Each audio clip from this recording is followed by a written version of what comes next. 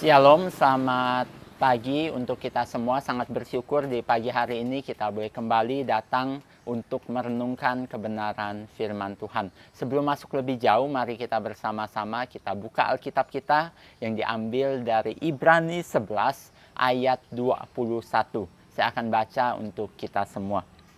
Karena iman, maka Yakub ketika hampir waktunya akan mati, memberkati kedua anak Yusuf, lalu menyembah sambil bersandar pada kepala tongkatnya.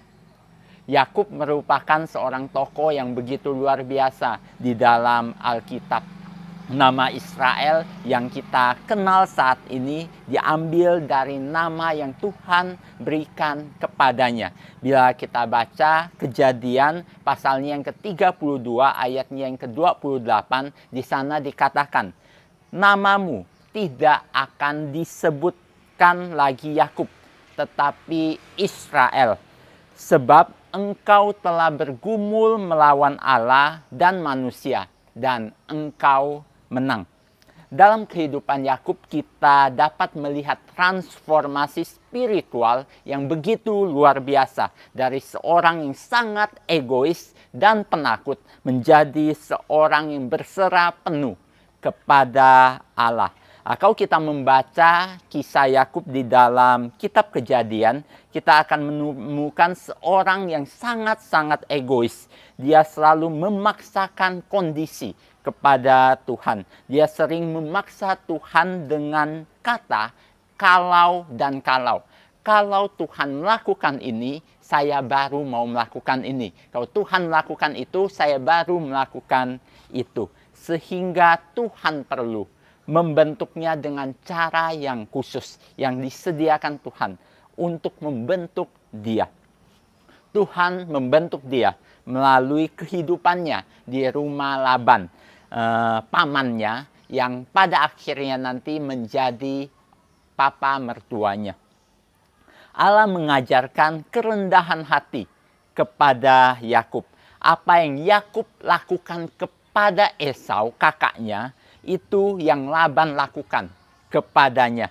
Apa yang ia tabur juga akan ia tuai. Itu yang terjadi. Namun di atas semua itu, Tuhan juga memperlihatkan bahwa biarpun dia melakukan berbagai macam kesalahan, tapi kasih karunia Tuhan tidak pernah lepas darinya dan tidak pernah berubah untuknya. Oleh sebab itu, ia pun mengalami transformasi di dalam kehidupan spiritualnya. Dan pada akhirnya, dia masuk dalam daftar pahlawan iman yang didaftarkan oleh Ibrani pasalnya yang ke-11. Kenapa dia bisa masuk dalam daftar pahlawan iman ini? Pertama, karena orang yang beriman adalah yang menyadari kegagalan dirinya, namun kegagalan itu tidak membuat dia putus asa. Dalam kondisi sulit, dia percaya bahwa kasih Tuhan tidak pernah berubah atau hilang di dalam hidupnya.